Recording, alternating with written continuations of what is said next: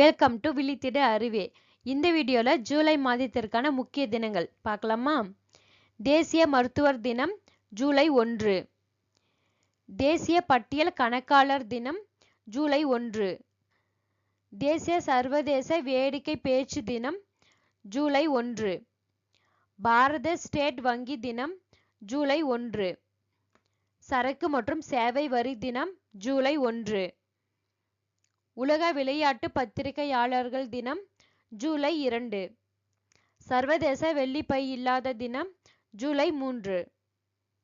விலங்கு வழி பரவும் நோய்களுக்கான சர்வதேச தினம் ஜூலை 6.